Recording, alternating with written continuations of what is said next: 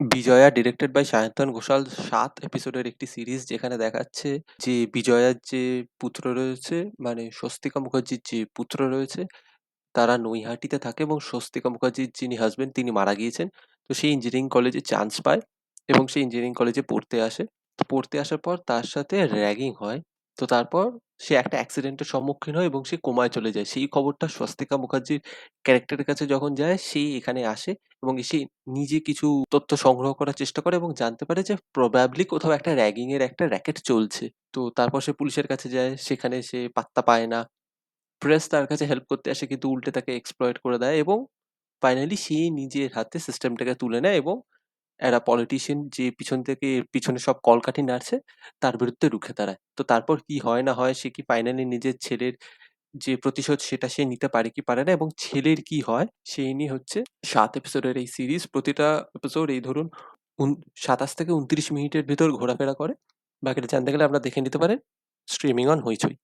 তো সিরিজটার ভালো দিক এবং খারাপ দিক দেখুন, প্রথম কথা সিরিজটা নিয়ে আমার প্রচন্ড আশা ছিল, কারণ এটা অনেকটা একটা রিয়েল লাইফ ইনসিডেন্টস। যাদবপুরে এরকম একটা ইনসিডেন্ট হয়ে গেছে, তাছাড়াও নিউমারাস এরকম ইনসিডেন্সেস রিপোর্ট হয়েছে all over the country. West বেঙ্গলে তো হয়েইছে। আমি ভেবেছিলাম সেখান থেকে ইন্সপিরেশন নিয়ে এটাকে একটা ওয়েল এক্সিকিউটেড সিরিজ করবে এবং ডিরেক্টর সায়ন্তন ঘোষাল রয়েছিল, যে ট্রেলারটাকে তৈরি করা হয়েছিল সেখানেও একটা রিয়েলিস্টিক টাচ ছিল। তো আমার একটা আশা ছিল, কিন্তু আমি যথেষ্ট রকমভাবে হতাশ হয়েছি। কেন হয়েছি আমি সেটা বুঝিয়ে বলছি।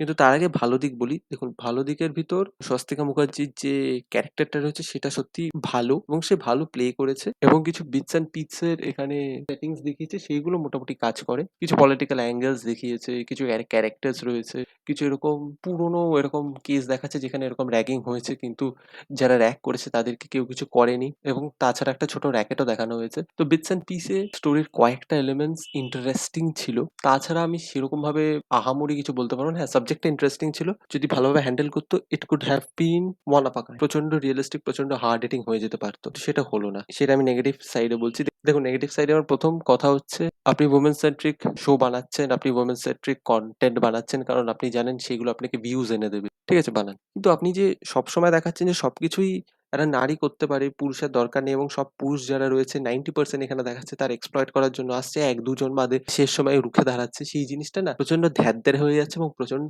মোনোটোনাস হয়ে যাচ্ছে। কেউই ঘুরে দাঁড়াচ্ছে না।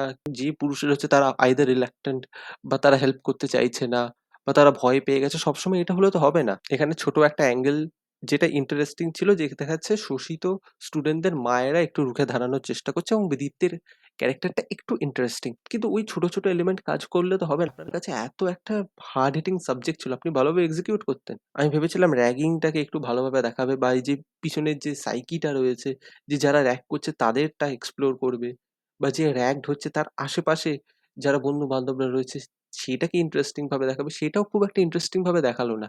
যারা র‍্যাগড হচ্ছে তাদেরও সাইকিটা দেখাচ্ছে না বা তাদের আশেপাশে বন্ধু-বান্ধবদের সাইকিটাও দেখাচ্ছে না বা যারা র‍্যাগ করেছে তাদের সাইকিটাও দেখাচ্ছে না, যে কেন তারা র‍্যাগিং করছে, তারা কিভাবে ইনফ্লুয়েন্সড হচ্ছে, সেটা প্রচন্ড সারফেস লেভেলে দেখিয়েছে এবং কোনো ইমোশনাল ডেপথ নেই। এবং এখানে সাহেব চট্টোপাধ্যায়ের একটা ক্যারেক্টার রয়েছে, সেটাকে প্রচন্ড টিপিক্যাল ভাবে এক্সিকিউট করা হয়েছে।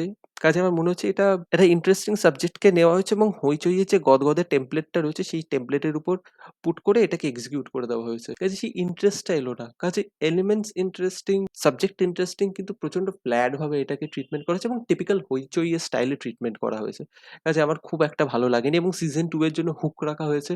মানে যদি যারা সিরিয়াল দেখে তারা যদি দেখে তাহলে এটাকে চালিয়ে ওরা সিজন 2 আনবে, নাহলে আনবে না।